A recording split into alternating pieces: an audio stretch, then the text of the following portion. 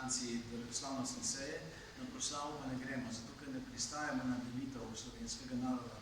Dejstvo je, da to, da se nekateri grejo antiproslav, neki lenuhi, tako imenovani intelektualci, tako imenovani umetniki, v glavnem pa brezdelneži, po eni strani, po drugi strani pa, da uradna oblast dela napako in da ne povabi vsakogar na to proslavo.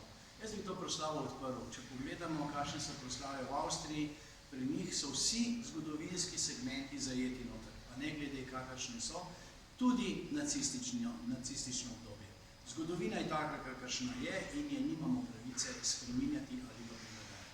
Torej, ne verjamete argumenti vlade, da gre pač za to, recimo, da Podšaku ne bo, ker ga ni prostora, ker je pač omejeno na 500 ljudi zaradi korona.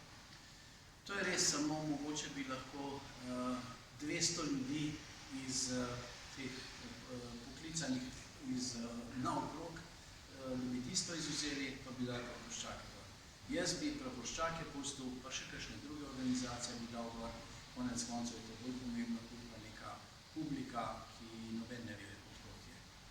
Zdaj, če zravno, v slovenski politiki ste že ves čas od začetkov, a smo usto, da imeli, spomnite, da ste tudi, če bi bila ena proslava, pa da bi vsi politiki prišli, da bi tam skupaj praznovali 20. dan naše države. Kakor se jaz spomnim, tega še ni bilo in to je zelo slabo in to izkoriščajo naši sovražniki, tako zunanji, kakor notranji. In to je najslabše. Pa verjamete, da bo ne. Kaj bi se moralo zgoditi, da bomo imeli eno proslavo, s katero bomo vsi zadovoljni, pa da bomo vsi tja prišli? Slovenija je prelahko dobila svojo samostojnost, zato pa je marsikdo pripravljen svojo zgodovino uničevati, spreminjati in jo prilagajati.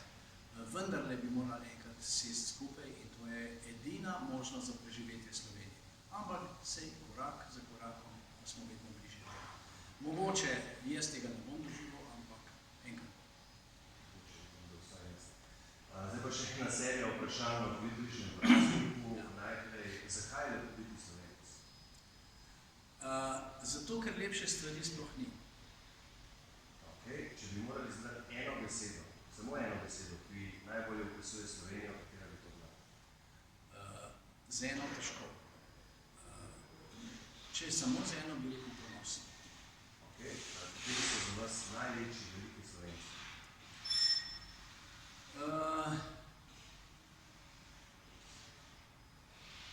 Valvazor,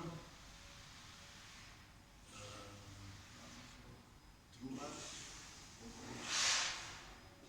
še več jih je, ampak mislim, da bi morali iskati ne samo v literaturi, ker Valvazor ni samo literat oziroma je tudi kaj drugega, tudi vojščak in vojskovodja, zagotovo pa bi morali našteti kar nekaj. Konec koncev tudi Torjaški pa Ravbar, ki sta premagala Turke pri Sisku, brez teh dveh tudi ne bi bilo Slovenije, pa še marsikaj. Hvala lepa.